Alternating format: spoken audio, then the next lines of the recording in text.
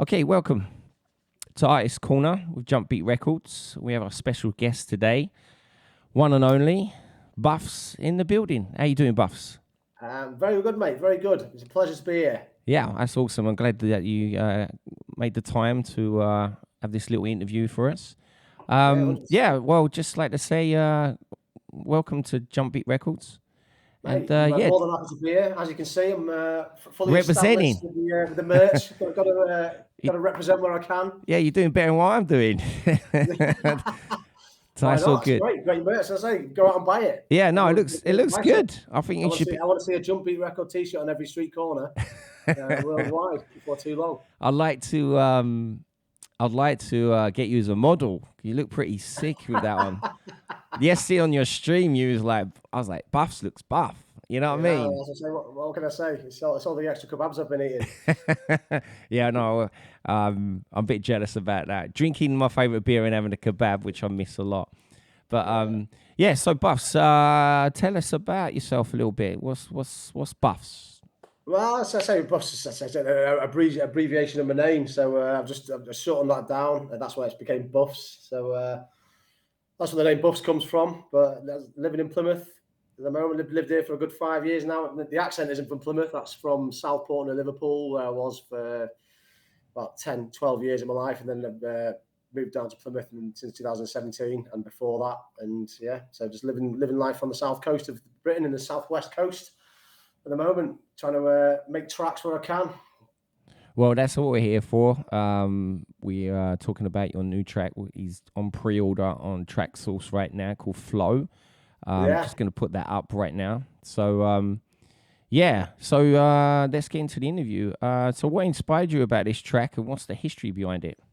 Well, there's not so much history. I was looking, as you know, my real love is like the funky jacking type style.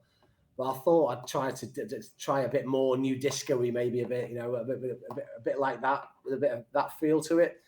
So obviously, whenever I try to make a track, it'll always start a certain way, and then it'll just sort of go the way it goes. So it ended up being a bit of a blend of the two, really, with a bit of Jackie, but it had a bit of the piano sound in it as well, which I quite liked. You just stumble across these sounds and you see how they work in with the track, and then obviously I quite like the old piano-y house chops in it, so I tried that in there as well, and then it just sort of led it down that path instead. So what started off as to be a traditional new disco style ended up being a bit piano house with a bit of a jacking feel in it as well. So that's the way it ended up. Yeah, no, I really like it. It's well, when I first heard it, when you sent it through to us, I basically, it's for the producers. I can hear that because flow and stuff. And you're right, and a lot of truth in it. I think a lot of truth in the lyrics and stuff. Yeah, but yeah, no, I'm not going to disclose. I'm not going to disclose the secret of the of where the sample came from, the vocal sample. But you might stumble across it somewhere. I'm sure someone will recognise it somewhere. Oh, we always do. We always do. Yeah, and 10 points. I'll buy a beer for the first person that can approach me and tell me that they know where that vocal clip's from. We'll put that in the chat. They can put that in the chat. So, okay, moving on. So what would you like to see happen in the industry and also with Jump Beat Records in the future? Well, so the music industry itself, personally, I'd say being new to production, I only started last year, so I'm just trying to make my way along and try to make some good stuff, because there's so much great music out there. I always try to compare what I'm trying to put out with all the other stuff that I buy. And it's, some really good quality stuff there. So with the industry itself, I think it's where I'd like it seeing going. As far as I see it, it's still going all right. It seems I like it. I like the fact that there's different tiers, and me myself, as I know that you are, all about the underground side of it. And I just like to see lots more live underground gigs. And personally, I say this is more of a local area thing. I'd like to see lots more jacking and funky stuff come into the top. So I think it's the general, as we're getting older. I'm 40 plus now, and it seems to be far more like tech orientated than there is like the funky jacking type stuff in the mainstream for me personally now. I think that the funky jacking stroke disco-y style of house is becoming more rarer, for want of a better phrase.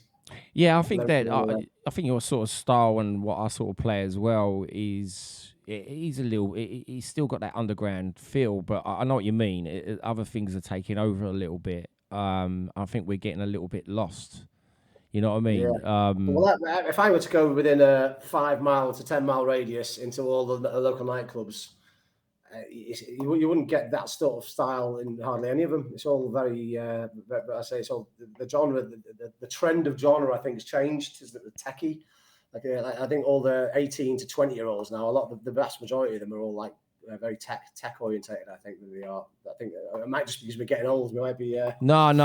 When I DJ'd in UK with, I played a little festival thing for some young guys, and yeah, things have changed. I don't think we're getting old. Well, I don't think we're getting old. Just that, the youngsters have got a different vibe on stuff. I think it is. Well, that's probably what everyone the previous. Well, as I say, to be fair, the generation before us didn't really have dance music to us, but my parents certainly didn't have it. It was all the 60s and 70s. Yeah, it was all a new thing. So who knows what it's going to be like for my kids when they grow up, what the genre of flavour of the month is going to be. Well, how I look at it though is that my sister's got kids, and they're like the eldest is like 30 odd, and basically they like all the old. I went out with them a bit when I was in the UK, and they love all the old stuff. It's like what your parents sort of listen to, no different to how I was with my mum and dad. Like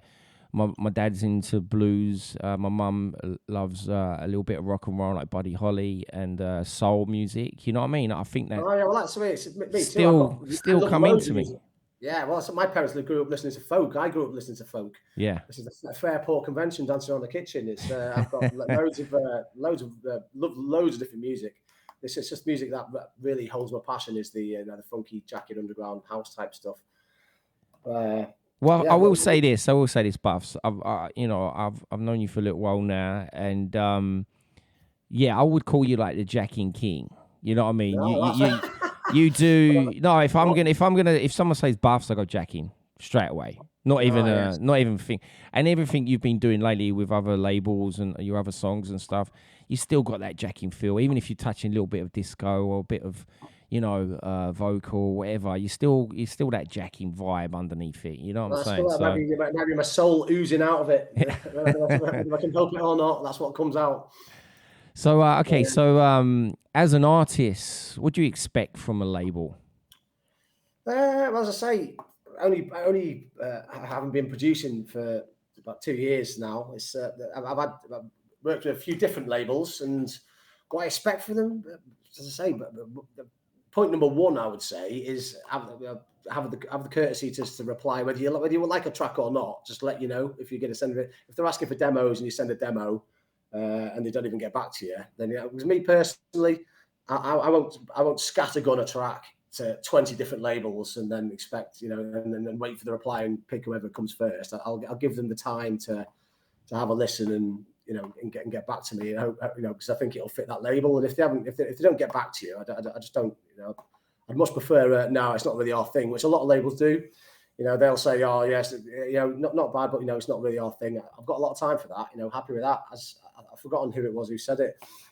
But you can't cook up a dinner for everybody, because not everyone's going to like what you're cooking. But that's all right, because you're not expected to feed everyone anyway. That was a great quote. That was great. Yeah, I like that. I'm taking notes of that. I'm taking notes. Yeah, exactly. Yeah, it was. So the first thing would be just be forthright with you. Just let you know if you send a demo to them, then just to get back to them and give them the common courtesy of, no, it's not for us, so they can move on and then send it to someone else. And just be candid. Communication is great. Anyone that I can talk to, like yourself, that you can have a nice conversation with to and from, and they'll always get back to you promptly and just let you know what's going on. Because you always want to know if you've signed a track to a label, just to know what's going on with it. Yeah, a rough estimation of where it's going to be. So I have had an experience where you've signed a contract for a track, and then it just disappears, and like nearly a year later, you're trying to get in touch with them and saying what's going on. I just want to know where it's at, and then they don't respond, and that sort of stuff's bad. So you could have, if they're not keen or they don't want to release it, they've signed it. you know, the very least they could do is just say, look, we're not going to do this, we're not going to release it, and then, have it back or whatever, Yeah. So, Well, that's the thing with me is that I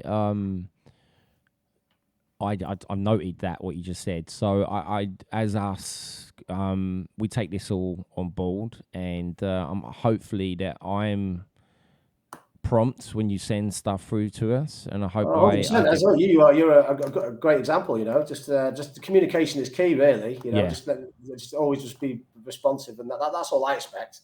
Just keep the communication lines open. Well, I know Rory. I know Rory Norfolk put up about that, and I agree with him. If 100%, I agree with that as well. There's nothing worse than saying, especially in that case where the people have actually asked him for the music and then not he sent the music and then not got back to him. Where do you go from there?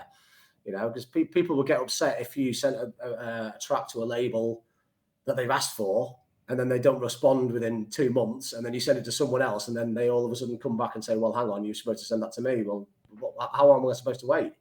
Well, a prime example of that, I think that Rory just got signed a couple of tracks, which I think I heard a long time ago. And I said to him about them, and he said, oh, no, someone's, they're in with someone else. I was like, okay. And then I found out they actually got signed not long ago, and I'm like, oh, wow, I really like that track. You know what I mean? So maybe it took you that time to get that sorted. But, yeah, I like, out of respect for the artists, this is why we're doing this as well, to, find out a little bit more. Because I don't know. You know what I mean? Like I said, we're a new record label. I'm learning myself.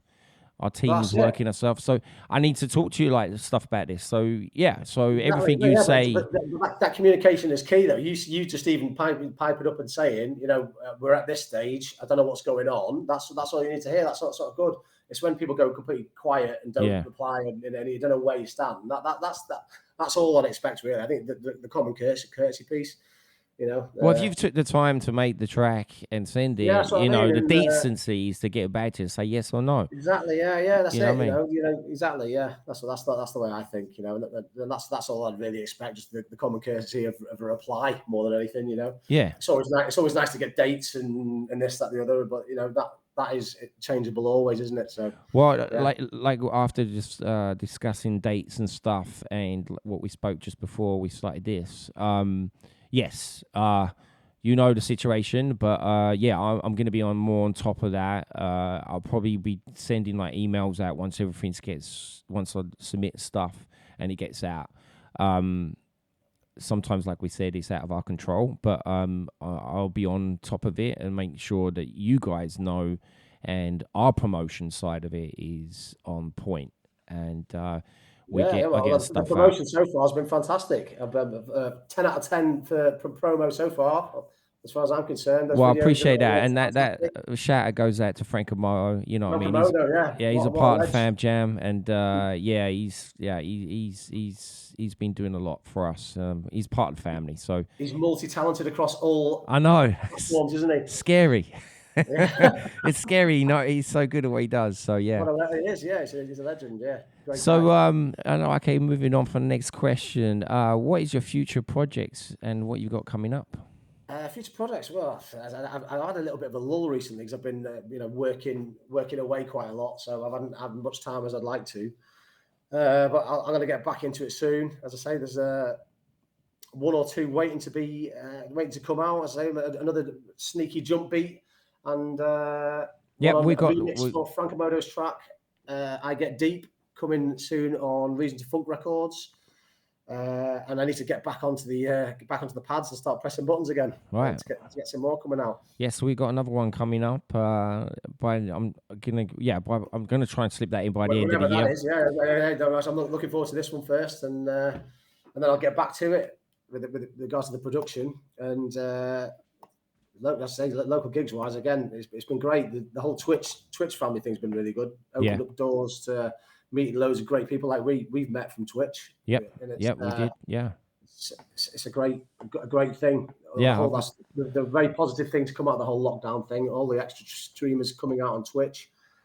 Meeting all these new people. I met John Hart on one of the streams. He's hopefully there'll be a gig coming up in Manchester in November, hopefully. Yeah, he does a lot of gigs, old John, doesn't he? I see Yeah. he was supposed to be playing. He asked me to play with Grant Nelson, but I think it got cancelled. The gig. He said, "Oh, I want you to come on board and we go back to back," because I booked everyone. I went, "Yeah, if you want to sort that out." We were supposed to meet up when I was in UK, but it was just a little bit tight. I tried to get a lot in when I was there, but I'm going back there next year, so it won't be so. Well, that's it. You're a busy man, mate. It's like Yeah. when myself and Cena go out to LA. It's a fully booked calendar within about 20 minutes. I know exactly. Well, it is. To meet Rory and yourself was my aim, and to see Chris as well, Chris Right. Simmons. Yeah, it was a pleasure. It was. I know it was short. I It was great. I needed to meet you guys. You know what I mean? It was on the card. So next time it's gonna be completely different. We'll spend a bit more time together.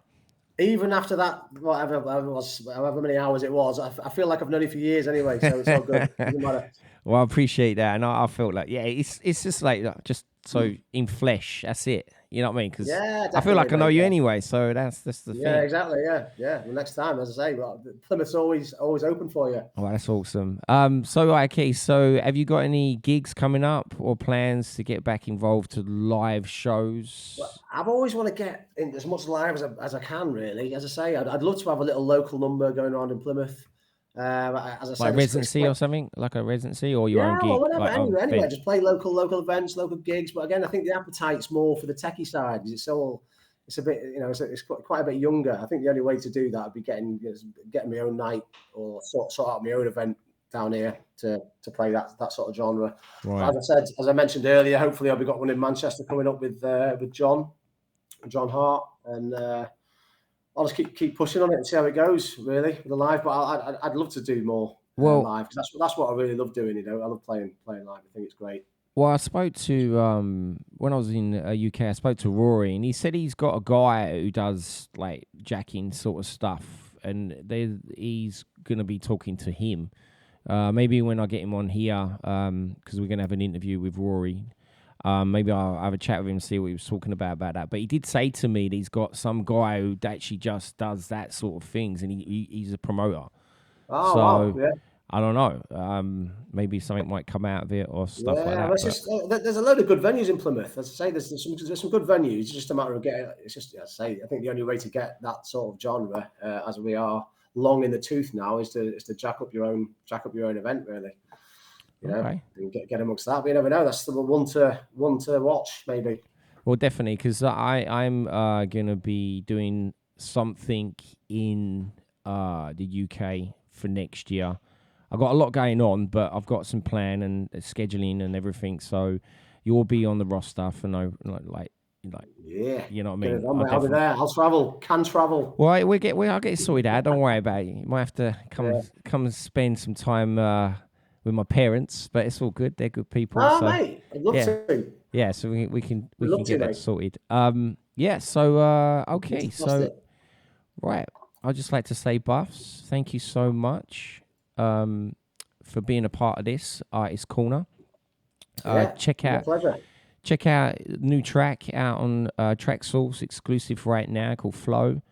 It's on pre-order right now. Go and get your copy. Get it into your crate and get it in those USBs. Yeah, get them in there. Yeah, for sure. Okay, my friend. Thank you so much, Buffs. Been an honor. A pleasure as always, mate. Hopefully speak to you soon. Yeah, definitely. Thanks for inviting me on, and thanks for taking the track on. No problem. It's our pleasure. And we got some more stuff coming up from Buffs in the future on Jump Beat Records. So thank you so much. Peace, my pleasure. See you. Bye-bye.